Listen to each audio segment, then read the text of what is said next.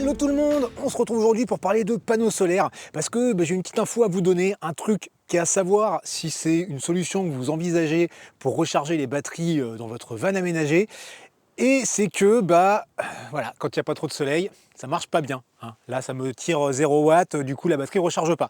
Non, je déconne, c'est pas ça. C'est un truc, en fait, qu'il faut savoir avant d'acheter les panneaux. Comme vous le savez déjà, si vous suivez la chaîne depuis quelques temps, dans mon van, moi, j'ai opté pour des batteries de ce type-là pour avoir de l'électricité. Donc, ce sont des batteries qu'on peut recharger soit sur les prises 12 volts qu'on a dans les véhicules, soit chez soi sur les prises secteur, soit du coup avec des panneaux solaires. C'est le sujet de la vidéo d'aujourd'hui. Donc là, c'est une batterie de la marque Bluetee. J'en avais déjà testé une de chez eux, c'était le AC200P, qui est un gros machin. Je vous remets la vidéo dans un coin de l'écran.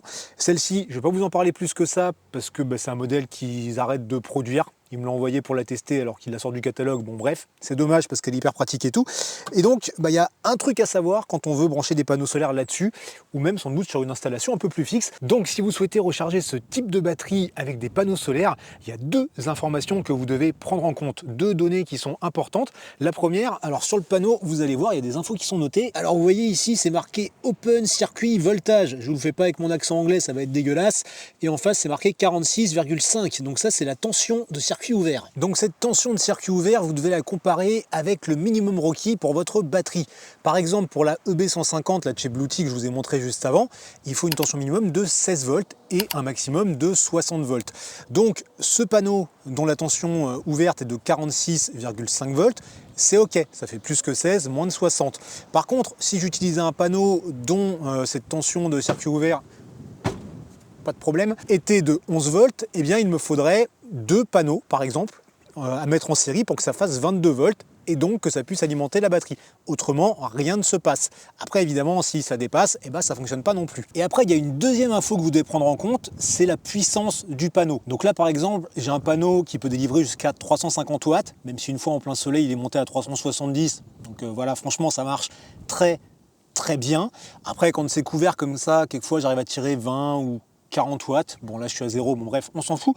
Et donc 350 watts, ça peut aller sur cette batterie EB150. Elle accepte jusqu'à 500 watts, donc je pourrais presque rajouter d'autres panneaux. Par contre, je vous avais aussi présenté dans une autre vidéo une petite batterie Goal Zero Yeti 500X, pareil, je vous remets la vidéo dans un coin de l'écran. Elle, elle accepte un maximum, je crois, en entrée de 110 ou 120 watts.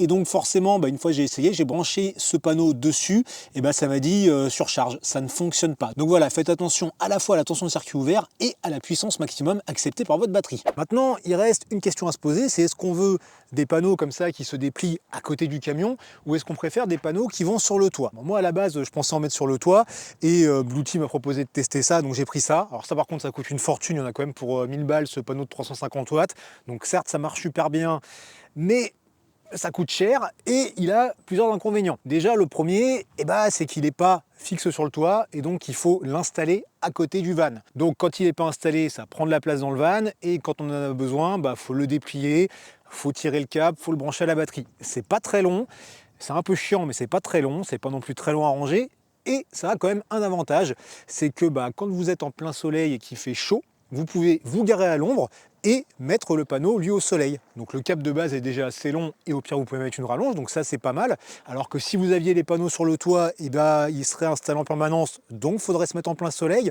En plus, eux, ils resteraient à plat, donc ils ne seraient pas forcément bien inclinés pour capter les rayons du soleil et ça chargerait peut-être moins fort.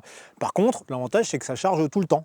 Quand c'est installé dessus, vous vous garez, je sais pas, sur un parking de supermarché pour faire les courses, ça charge pendant que vous faites vos courses. Là, c'est pas le cas. Autre inconvénient de ce panneau de chez Bluetee, c'est que s'il pleut 2-3 gouttes, comme là on est en Bretagne, le petit crachin breton, il n'y a pas de souci.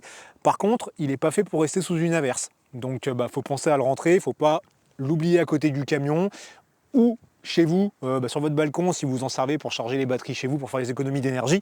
Voilà. Bon décidément, là, avec les nuages bretons, il n'y a pas moyen de rentrer quoi que ce soit.